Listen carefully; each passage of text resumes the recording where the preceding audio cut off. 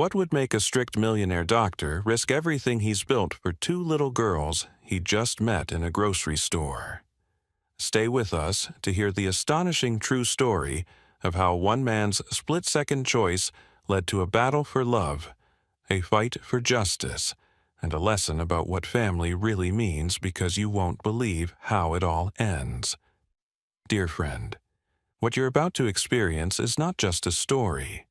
It's a deeply human journey about lost resilience and the quiet, unexpected ways love finds us when we need it most. If this is your first time here, I invite you to drop a comment and tell us where you're watching from. We love hearing your voice. And if you're someone who believes in second chances and the hidden strength of ordinary people, and in stories that stay with you long after they end, consider subscribing and tapping the bell icon. We share moments that matter. Thank you for being part of this one. Now, let's begin. Dr. Alexander Hayes had always believed life was a series of precise choices, each calculated to ensure success.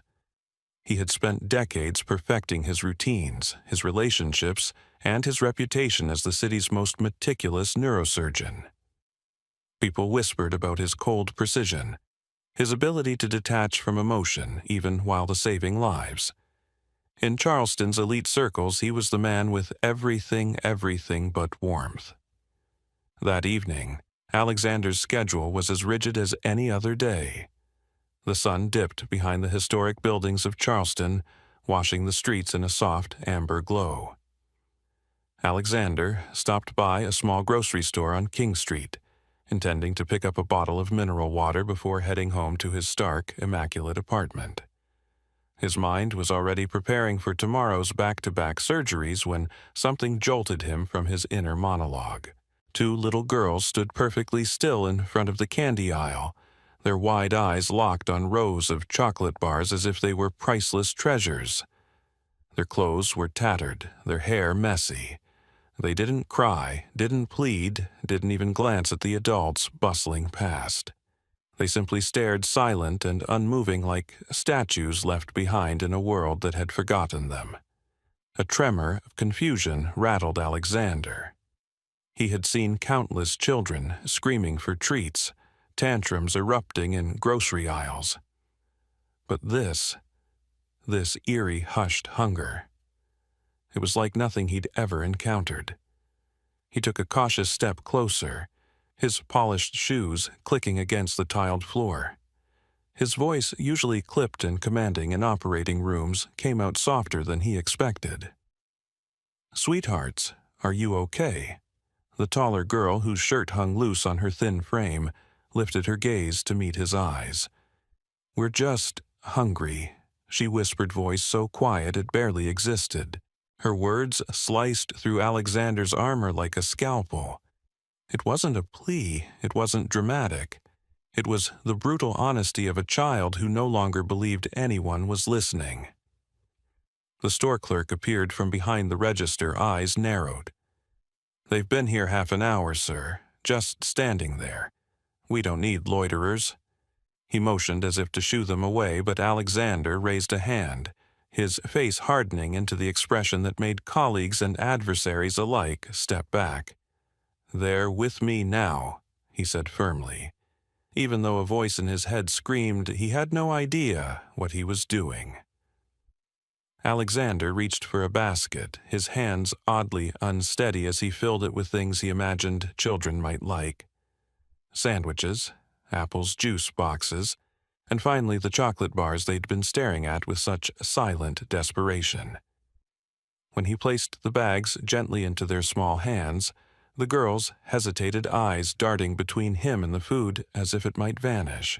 "It's yours," he said softly. "It's okay." The moment their fingers curled around the bags, a dam seemed to break, though there were no tears, only a quiet gasp of disbelief. As they walked toward the checkout, Alexander's mind whirred with questions he'd never thought he'd have to ask himself. Who were they? Where were their parents? How could children this young slip unseen through the cracks of a society that prided itself on family values? The world outside the store felt suddenly harsher, the shadows deeper. Alexander realized he wasn't merely witnessing a sad scene. He was standing at the edge of a choice that would alter every certainty he'd ever held. When they stepped into the soft dusk of Charleston's streets, a chill breeze swept off the harbor. The smaller girl shivered, clutching her bag as if it were her last lifeline. Without thinking, Alexander shrugged off his expensive wool coat and draped it over her shoulders. The act shocked him more than it surprised her.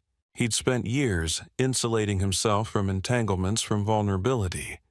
Yet here he was, his heart hammering, eyes stinging with something dangerously close to tears.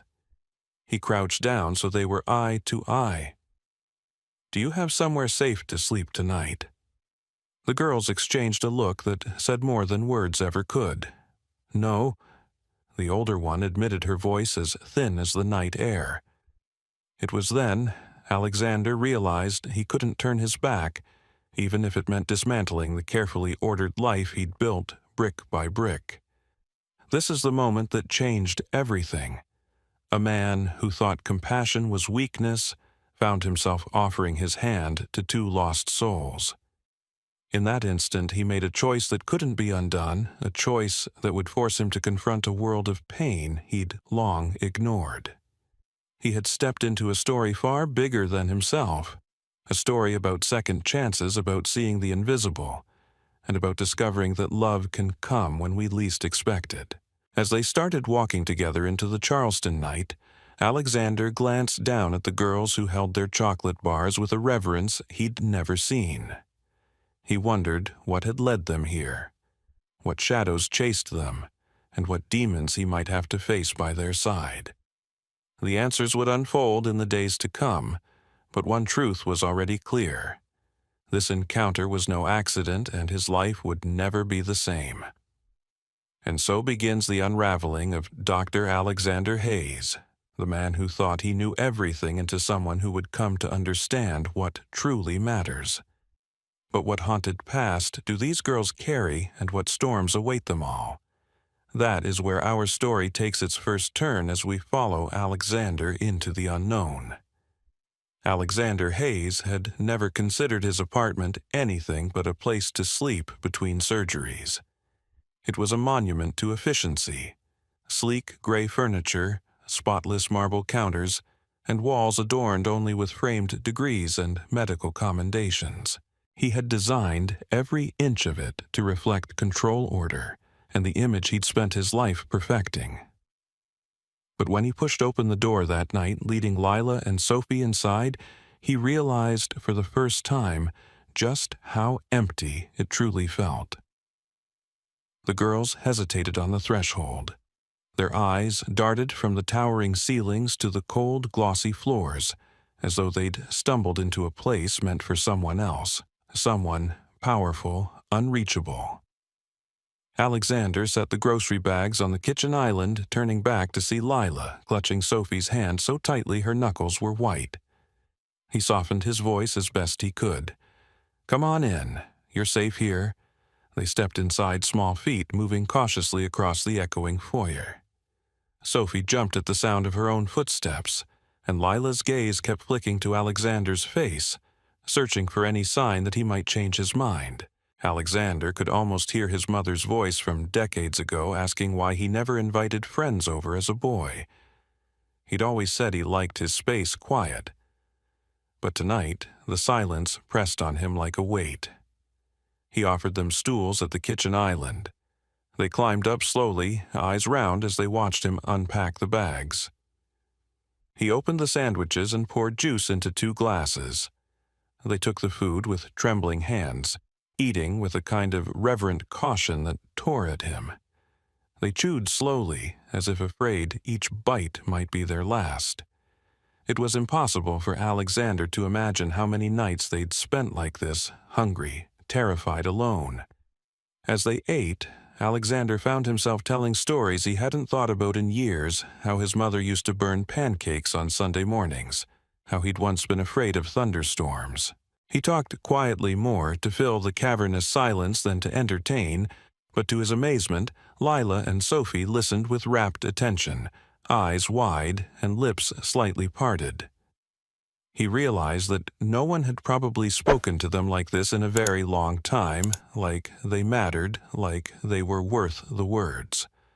After dinner, he showed them where the bathroom was, gave them soft towels, and set out 2 clean t-shirts from his hospital's gift shop as makeshift pajamas.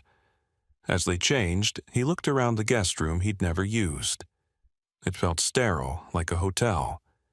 He pulled an old knitted blanket from his closet, the one his grandmother had made before she passed, and spread it over the bed.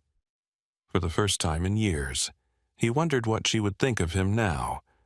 When the girls emerged, hair damp and faces scrubbed, they looked smaller than ever in the oversized shirts. Lila clutched Sophie's hand as they walked to the guest room. They crawled into the bed together, curling up like 2 kittens seeking warmth. Alexander stood awkwardly by the door, wanting to say something comforting, but not knowing how. He was a man used to giving orders, not reassurances. "Do you need anything?" he asked, voice catching slightly. Sophie looked up at him with eyes so big and blue they seemed almost unreal.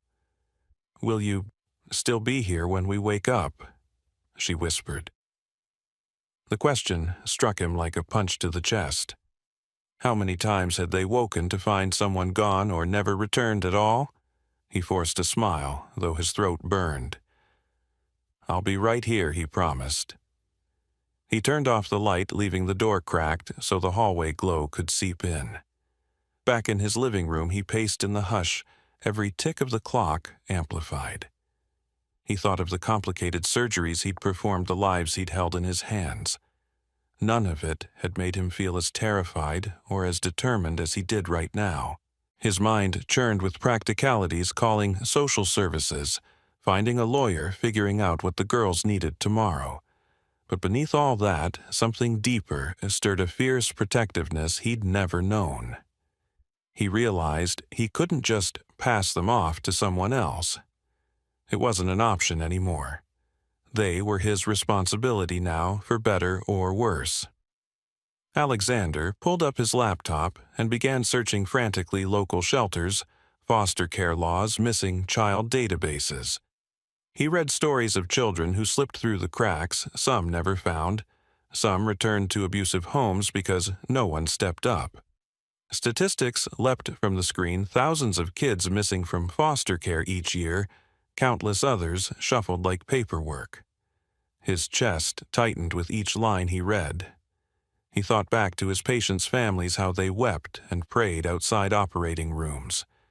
He'd envied them sometimes, their raw, messy love, their fierce willingness to do anything for someone else. He had always told himself he didn't need that.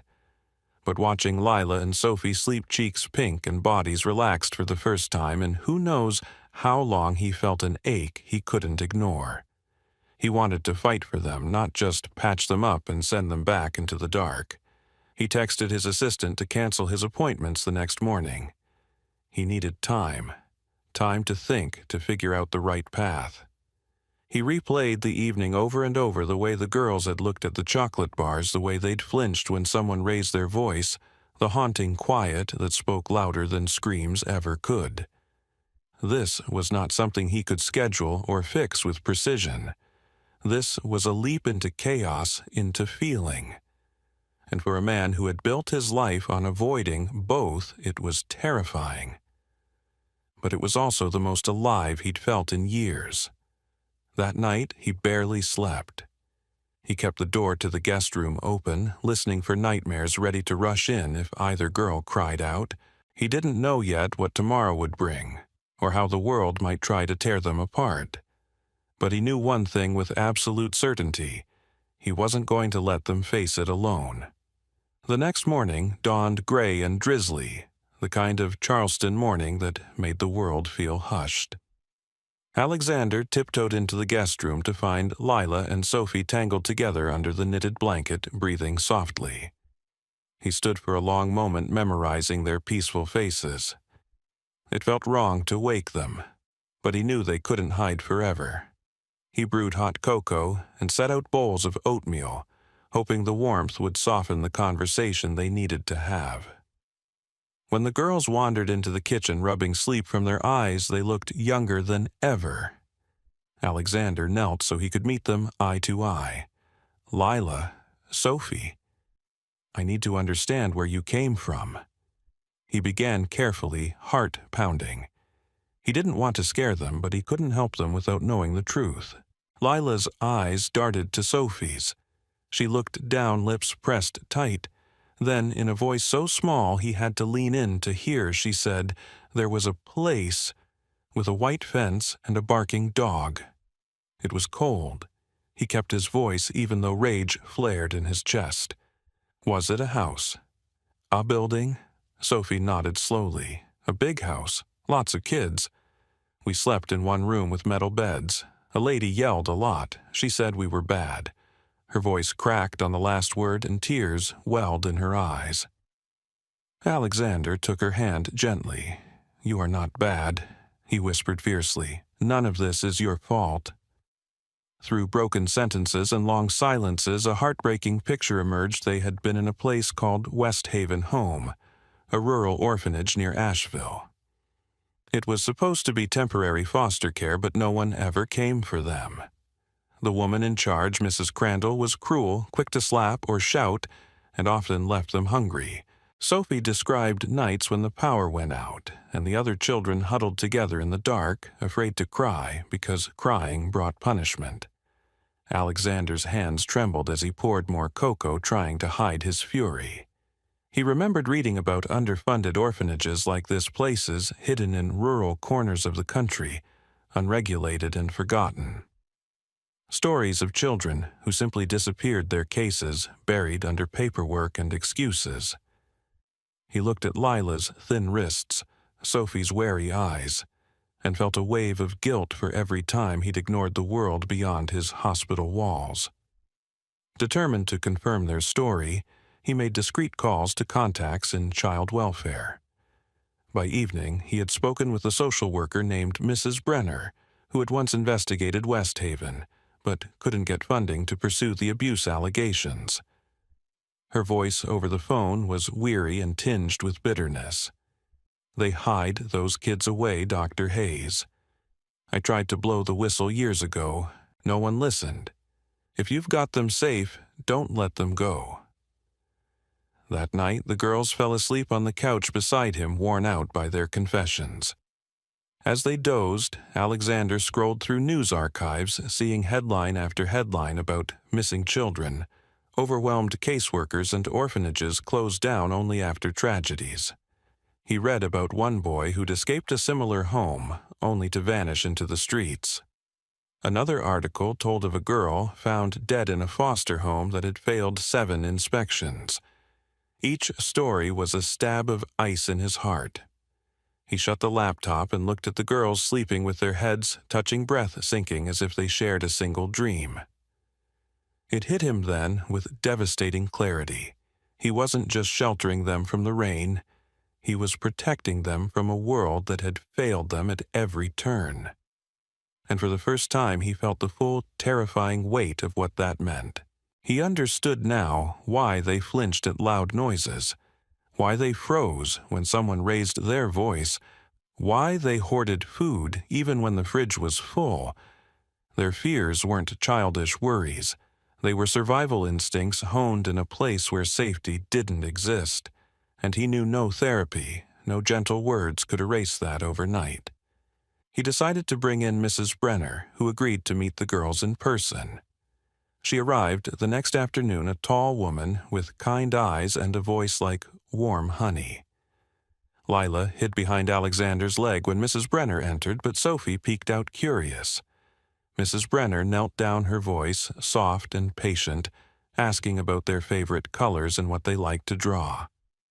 Within minutes, she had them giggling as they shared stories of imaginary worlds they'd dreamed up together. Alexander watched with awe. He realized helping them heal wasn't something he could do alone. It would take time, compassion, and the right people. That evening, Lila drew a picture, 2 girls standing under a bright sun, a tall man next to them holding both their hands. She wrote us above it in shaky letters. When she handed it to Alexander, his throat closed tight. He pinned the drawing on his refrigerator next to a schedule he no longer cared about. He tucked them into bed that night with extra care, smoothing the blanket over them and whispering, "You are safe. I promise." Sophie blinked sleepily, murmuring, "Will you leave tomorrow?" The question broke his heart. He brushed a strand of hair from her forehead. "I'm not going anywhere." In the quiet that settled over the apartment, Alexander sat alone in the kitchen, staring at the refrigerator door. The drawing glowed softly in the light, a symbol of a promise he intended to keep. He thought about all the moments he'd wasted chasing prestige and control, while children like Lila and Sophie fell through the cracks. He knew then he couldn't just be a temporary refuge. He had to be their constant, their champion. Because if he let go now, he'd be no different from all the others who had looked away. The days that followed felt like a fragile dream.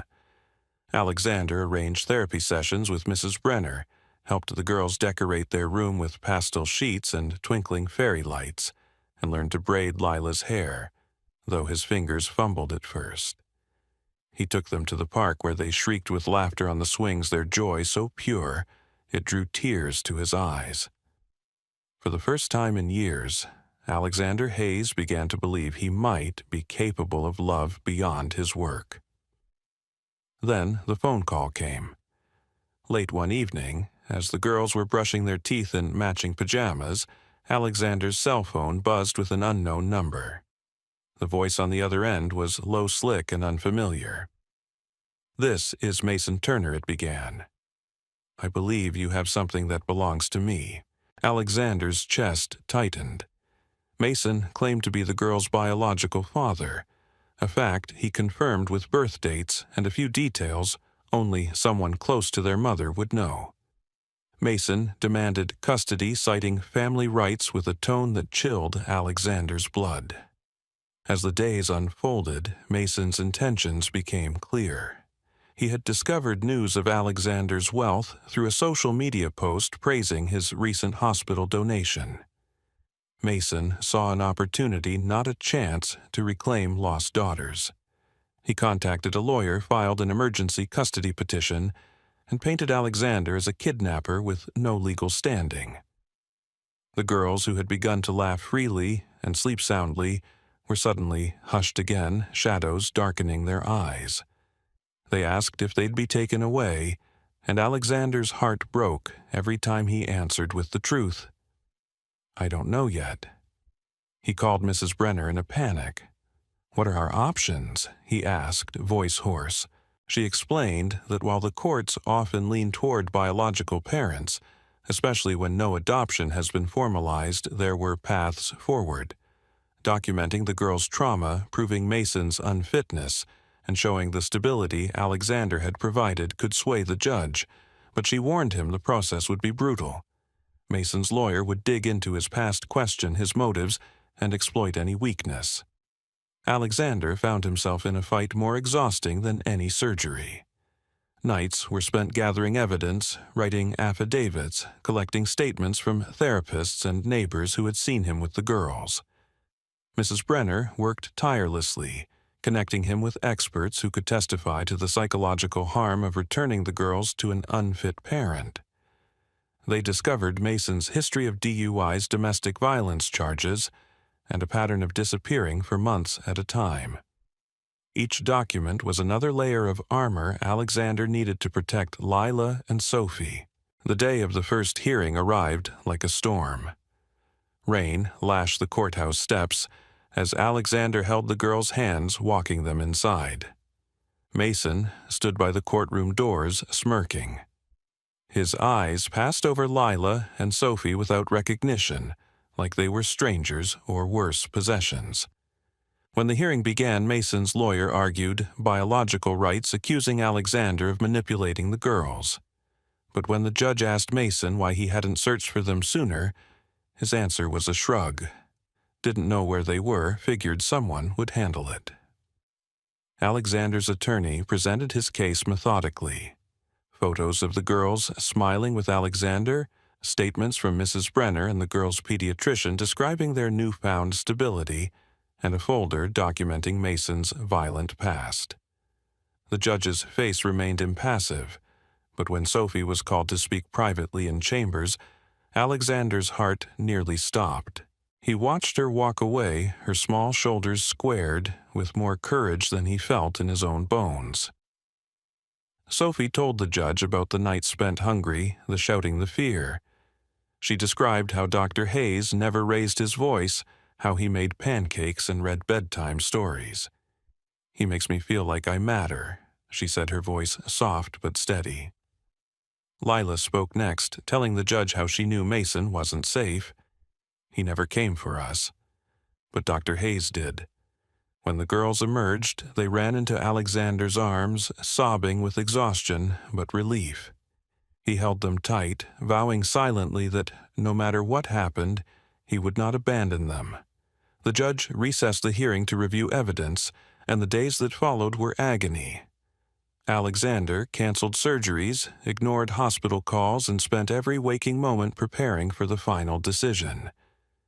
Each night, he tucked the girls in, fighting the tremor in his voice, as he promised, "I'll be here when you wake up." He watched them sleep, marveling at their resilience. How could a world so quick to discard them have missed their fierce light? The lesson settled in his bones. Biology doesn't define a family, commitment does. He understood now that love was not a feeling, but a series of choices made again and again, especially when it would be easier to walk away. On the morning of the final ruling, the air was heavy with tension. Mason arrived late, eyes bloodshot, reeking faintly of alcohol. The judge listened carefully to closing statements, then looked to Mason. "These proceedings are not about your rights," she said firmly. "They are about these children's safety and best interests." She turned to Alexander, her expression softening. "Dr. Hayes, you have shown extraordinary devotion. The court grants you full legal guardianship of Lila and Sophie." A sob burst from Alexander's chest as he pulled the girls into his arms. Tears streamed down their cheeks, mingling with his. The courtroom blurred around them, sounds fading until all that mattered was the three of them together, unbreakable.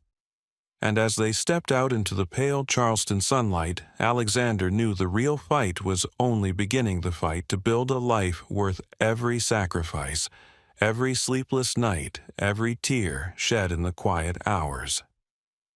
After the court's decision, something shifted in Alexander Hayes's home. Gone was the sterile quiet that had once defined his penthouse overlooking the Charleston harbor. Now the halls echoed with the soft patter of small feet and the bright peals of giggles that bounced from room to room. The girls took to their new home with a cautious but growing confidence. They began to leave stuffed animals on the living room couch and drawings taped to the refrigerator. For the first time in their young lives, Lila and Sophie were learning what it meant to belong somewhere by choice, not by chance. Alexander adjusted to fatherhood the only way he knew how, by giving it his all. He traded morning briefings for morning braids, surgical rounds for school drop-offs.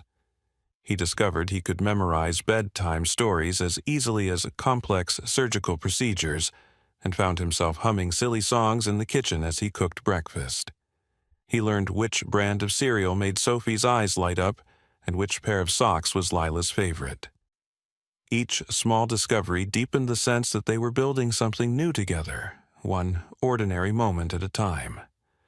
One Saturday, as they strolled through the Charleston Farmers Market, Sophie clutched his hand and asked, "Will we always stay with you?" Alexander stopped in his tracks. He knelt to meet her gaze, his voice steady but thick with emotion. "As long as you want me," he said, tears prickling the corners of his eyes. Lila reached for his other hand, her eyes solemn. "Forever," she whispered, and he nodded. "Forever." He made a point of inviting Mrs. Brenner over often, not only for therapy sessions but also for dinner. She watched with quiet satisfaction as the girls flourished their posture, straightening their eyes brighter. She confided to Alexander one evening as they watched the girls play, "I've seen so many kids who never find a place like this. What you're giving them, it's rare." Her words settled into Alexander's chest, heavy but warm. He realized the home they were building wasn't measured in square footage or decor, but in trust and laughter, and the quiet certainty that no one would be left behind.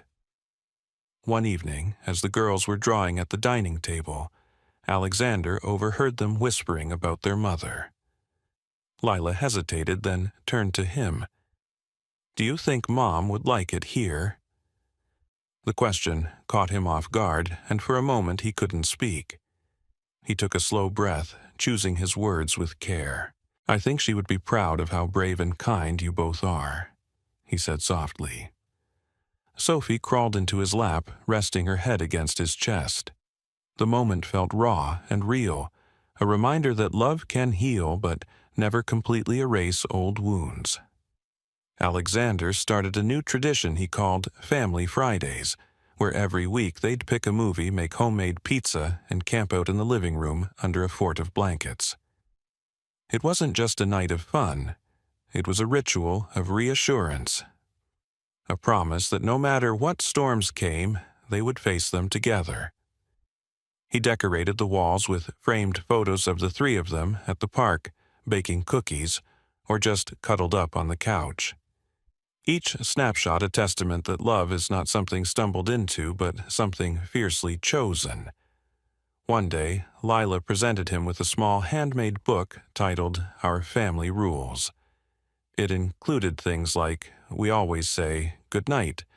We listen to each other and we never leave without a hug." He read each line aloud, voice-breaking, and then pulled both girls into a tight embrace. It was in that quiet moment he understood more clearly than ever, family isn't bound by DNA but by devotion and the daily decision to stay. The apartment that once echoed with loneliness was now alive with warmth. Friends who visited were surprised by the transformation, marveling at the walls covered in crayon masterpieces, and the piano in the corner where Sophie loved to plunk out little tunes. Alexander's colleagues noticed he smiled more, his eyes softer, his presence calmer. It was as though the man who once measured his worth by surgical outcomes had discovered a different kind of success, one that couldn't be counted or quantified, only felt. On the one-year anniversary of the day they met, Alexander took the girls to the very grocery store where it all began. Standing in front of the candy aisle, he knelt between them. "Do you remember this place?" he asked. Lila giggled, and Sophie squeezed his hand. He bought them each a chocolate bar, and they sat outside on a bench sharing bites as the sun set over Charleston. It was a simple moment, yet profound. A full circle of pain turned into healing, loneliness turned into love. They didn't need grand gestures to know they were a family. They just needed each other and the quiet daily courage it takes to choose love again and again, even in a world that so often looks away. And so they did, building a home defined not by blood, but by the unbreakable bonds they forged, and the promise that they would never ever face the dark alone again.